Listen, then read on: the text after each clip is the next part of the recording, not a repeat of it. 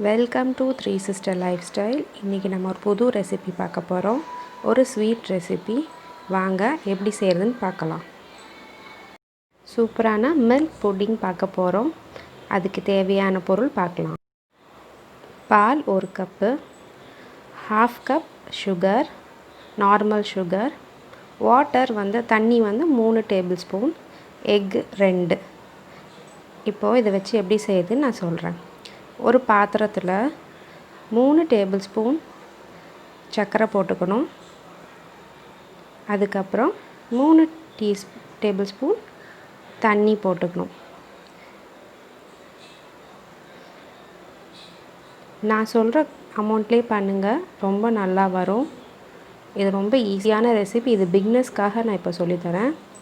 இது நல்லா வரும். இதுக்கு எந்த ஓவன் எதுவுமே தேவையில்லை, சீக்கிரமாகவே முடிச்சிடலாம். நம்மளோட அடுப்பை ஸ்லோவிலே வச்சுக்கணும். இப்போ அதை சர்க்கரைக்கு எந்த பதமும் கிடையாது. அந்த ஹீட் ஆகி அது ப்ரௌன் கலர் ஆகிற வரையும் நம்ம சுகரை கலக்கி விட்டுட்டே இருக்கணும். இப்போ பாருங்கள், அது சுகர் நம்ம போட்ட அமௌண்ட் இப்போ அது அப்படியே ப்ரௌன் ஆகும். அது வரையும் நம்ம அதை கலந்து விட்டுட்டே இருக்கணும். ரொம்பவும் ப்ரௌன் ஆகிடக்கூடாது, அப்புறம் கசப்பாயிடும். அப்புறம் புட்டிங் சாப்பிடும் போது ரொம்ப கசப்பாயிடும். அதனால் அது எவ்வளோ அளவுக்கு நான் பண்ணுறேன்னு அதை பார்த்துக்கோங்க. லைட்டாக ப்ரௌன் வந்த உடனே நீங்கள் ஸ்விட்ச் ஆஃப் பண்ணிவிடுங்க. இப்போ பாருங்கள், கலந்து விட்டுட்டே இருக்கேன். அடி கனமான பாத்திரத்தை எடுத்துட்டிங்கன்னா உங்களுக்கு ஈஸியாக இருக்கும். இப்போ பார்த்தீங்களா, அது நல்லா கொதிக்குது. ஆனால் ஸ்பூனில் கிளறி விட்டுட்டே இருக்கணும், விட்டுறவே கூடாது. இப்போ லைட் ப்ரௌன் உங்களுக்கு தெரியுதா? இப்போ டக்குன்னு அது மாறிடும் கலர். அது வரையும் நம்ம அதை பார்த்துட்டே கிட்டே இருக்கணும், விட்டுட்டு போயிடக்கூடாது. ஏன்னா புட்டிங்கோடைய டேஸ்ட்டே இதில் தான் இருக்கு. இதுதான் கேரமல். இது ஃபஸ்ட் நம்ம ரெடி பண்ணி வச்சுட்டு அதுக்கப்புறமா மற்ற ஐட்டங்களை எப்படி செய்யணும்னு நான் சொல்கிறேன். இது ரொம்ப ஈஸியான ரெசிபி. நம்மளுடைய சேனலில் 100 சப்ஸ்கிரைபரை நம்ம ரீச் பண்ணிட்டோம். அதுக்காக ஒரு ஸ்வீட் ரெசிபி தான் நான் பண்ணிகிட்ருக்கேன். நீங்கள் எல்லோரும் எங்களை சப்ஸ்கிரைப் பண்ணதுக்கு ரொம்ப தேங்க்ஸ். இன்னமும் நீங்கள் எங்களுக்கு எங்கள் ரெசிபியை ஷேர் பண்ணுங்கள், லைக் பண்ணுங்கள், கமெண்ட் பண்ணுங்கள், சப்ஸ்கிரைப் பண்ணுங்கள். இப்போ பாருங்கள், நல்லா ப்ரௌன் ஆகிருக்கு பாருங்கள். இது மைல்டு ப்ரௌனில் இருக்குது. இன்னும் டக்குன்னு மாறும் பாருங்கள். பார்த்திங்களா இப்போ எப்படி மாறி இருக்குது பார்த்திங்களா? இப்போது நம்ம கேஸ் அடுப்பை ஆஃப் பண்ணிவிட்டு இது ஒரு ஓரமாக வச்சிடலாம்.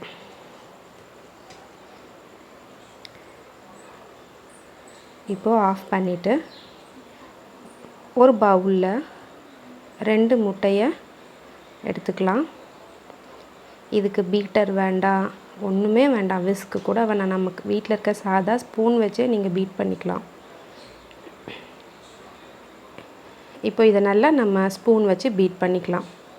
நம்ம எப்போவுமே ஆம்லேட்டுக்கு எப்படி பீட் பண்ணுவோமோ அதே மாதிரி தான். இப்போ இதை நல்லா பீட் பண்ணதுக்கப்புறமா 1/2 கப் நம்ம சுகர் வச்சுருக்கோம்ல, அதையும் போட்டு நல்லா பீட் பண்ணணும். இப்போ சுகர் நல்லா கரையிற வரையும் பீட் பண்ணணும்.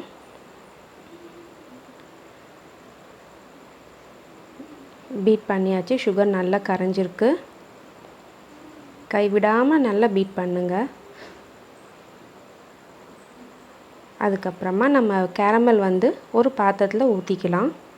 ஒரு அடி கனமான பாத்திரத்தில் நீங்கள் ஊற்றிட்டு அதை கொஞ்சம் ரொட்டேட் பண்ணிக்கோங்க. சைட் பை சைட் நம்ம இதையும் பீட் பண்ணிக்கணும். இப்போது நம்ம எடுத்து வச்சுருக்க பால் ஊற்றணும். பால் ஊற்றுனதுக்கப்புறமா பால், முட்டை, சர்க்கரை 3மே நல்லா கலந்து விடுற மாதிரி பீட் பண்ணிக்கோங்க. ரொம்பவும் பீட் பண்ணாமல் லைட்டாக கலந்து விட்டுக்கோங்க. இப்போ கலந்ததுக்கப்புறமா நம்ம எந்த பாத்திரத்தில் புட்டிங் செய்ய போகிறோன்ட்டு நீங்கள் டிசைட் பண்ணுறீங்களோ அந்த பாத்திரத்தில் தான் நீங்கள் கேரமல் ஊற்றிக்கணும். இப்போ ஒரு ஃபில்டர் வச்சு முட்டை, பால், சர்க்கரை நம்ம பீட் பண்ணியிருக்கதை ஃபில்ட்ரு பண்ணணும்.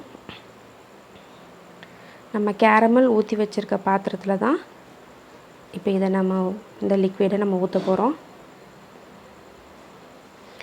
கேஸ் அடுப்பில் குக்கர் வச்சுக்கணும். 1 கப் தண்ணி ஊற்றிட்டு அதுக்கு ஒரு ஸ்டாண்ட் வச்சுக்கோங்க.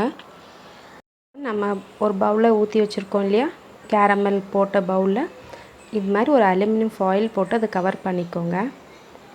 அலுமினியம் ஃபாயில் உங்கள்கிட்ட இல்லைன்னா ஒரு சாதா தட்டு வச்சு கூட மூடிக்கலாம், சின்ன தட்டு. இப்போ நான் பண்ணிக்க கொஞ்சம் அமௌண்ட்டில் தான் பண்ணியிருக்கேன். ஃபஸ்ட்டு ட்ரை பண்ணுறோம், இந்த அமௌண்ட்லேயே ட்ரை பண்ணுங்கள். இப்போ நம்ம 1 கப் தண்ணி ஊற்றிருக்கோம், ஸ்டாண்ட் வச்சுருக்கோம். இப்போ நம்ம செஞ்சுருக்க இந்த பவுலும் உள்ளே வச்சிடுறோம். வச்சுட்டு கேஸ் ஸ்டவ்வை ஸ்லோவில் தான் இருக்கணும். கேஸ்கட் போட்டுக்கணும், ஆனால் குக்கரோட வெயிட் போடக்கூடாது.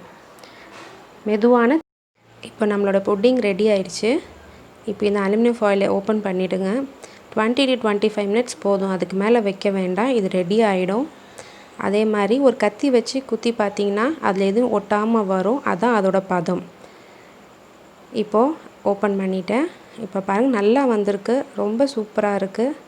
இப்போ ஒரு கத்தி வச்சு குத்தி பார்க்கலாம். ஒரு கத்தி வச்சு ஓரங்களெல்லாம் எடுத்து விடுங்க. இப்போ ஒரு பிளேட் வச்சு அதை இன்வெர்ட் பண்ணுங்கள். பண்ணிங்கன்னா உங்களுக்கு புட்டிங் அமேசிங்காக ரெடி ஆகிடுச்சு பாருங்கள். நான் சொன்ன அளவுலே பண்ணுங்கள். பிகினர்ஸ் இதே அளவில் பண்ணிங்கன்னா ரொம்ப நல்லாயிருக்கும். ட்ரை பண்ணுங்கள், யம்மி டேஸ்ட் இருக்கும். இப்போ நான் ஸ்பூனில் எடுத்து காட்டுறேன் பாருங்கள். ரொம்ப நல்லா இருந்தது, அப்படியே ஜெல்லி மாதிரி இருந்து ரொம்ப டேஸ்ட்டாக இருந்துச்சு. எங்கள் வீட்டில் நாங்கள் எல்லோரும் சாப்பிட்டோம், சூப்பராக இருந்தது.